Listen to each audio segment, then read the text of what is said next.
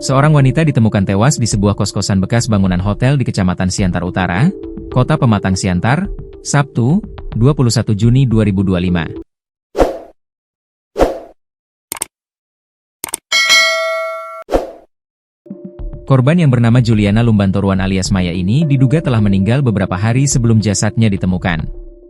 Ternyata, korban dibunuh oleh pacarnya sendiri, Johan Sitorus, 30. Kasat Reskrim Polres Pematang Siantar, Ibtu Sandi Riz Akbar menuturkan, kasus pembunuhan ini terungkap saat kakak ipar korban mencari keberadaan korban di hotel yang kini jadi kos-kosan tersebut. Sesampainya di lokasi, penjaga kos-kosan bernama Juho Tambunan mengatakan bahwa benar korban tinggal di tempat tersebut. Saksi penjaga kos-kosan bernama Juno Tambunan mengatakan bahwa benar yang bersangkutan sudah 6 bulan tinggal di situ, ujar Ibtu Sandi, Minggu, 22 Juni 2025. Mengutip tribun-medan.com, keluarga korban pun hendak membuka kamar, namun pintunya terkunci. Hingga akhirnya, pihak keluarga memaksa masuk ke kamar korban. Namun, tiba-tiba ada lelaki keluar dari kamar tersebut yang ternyata pacar korban, Johan Sitorus. Kemudian keluarga membawa pelaku ke Polsek Siantar Utara, atas saran dari piket SPKT Polsek Siantar Utara untuk membuat laporan orang hilang ke Polres Pematang Siantar, kata Sandi. Keluarga korban pun mencurigai gerak-gerik korban. Saat kembali ke kos-kosan dan kembali menemui penjaga untuk melihat kamar korban, ternyata Maya sudah ditemukan tewas dengan kondisi ditutupi kasur.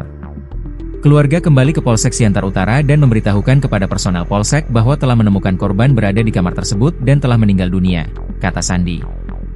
Ibtu Sandi menceritakan, sebelum ditemukan tewas, Maya sempat pamit meninggalkan rumah pada Kamis, 19 Juni 2025. Tribun-medan.com mewartakan, ia diduga berencana tinggal bersama kekasihnya, Johan di bekas hotel tersebut.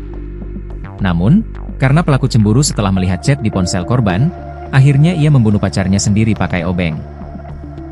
Ia jadi motivasi pelaku karena cemburu setelah melihat chat di handphone korban.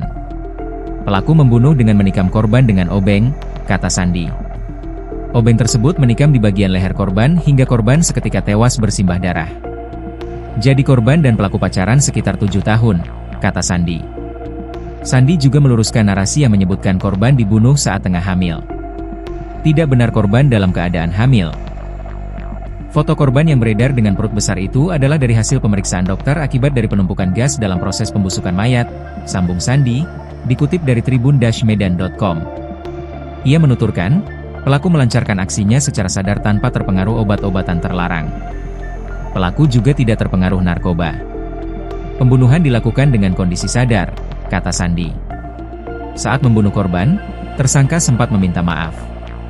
Selanjutnya tersangka mengatakan, minta maaf aku ya, sayang kali aku sama kamu, sembari tersangka menusuk leher bagian bawah korban menggunakan obeng yang digenggam di tangan kanannya sebanyak 1 kali. Kemudian tersangka mencabut obeng tersebut dan melepaskan dari tangannya, sambungnya, dikutip dari tribun-medan.com. Korban, lanjut Sandi, bahkan sempat berusaha menutup luka di lehernya. Namun, tangan kiri tersangka mencekik leher korban. Diikuti kedua kaki tersangka dirapatkan untuk mengunci kedua kaki korban agar korban tidak bergerak, kata Sandi. Korban juga melakukan perlawanan dengan meronta-ronta, namun tersangka mengunci tubuh korban sekuat tenaga. Setelah merasakan korban tenaga dan sudah tidak bergerak, tersangka pelan-pelan melepaskan kuncian di tubuh korban. Kondisi korban lemas dan nafasnya sudah melemah atau satu-satu serta mendesah menahan sakit, katanya. Tersangka kemudian menutupi luka di leher korban menggunakan kaos miliknya. Setelah korban meninggal, tersangka mengaku menyesal dan sedih. Johan lantas membersihkan darah di kasur. Bahkan, Johan membersihkan badan korban dan mengganti pakaiannya.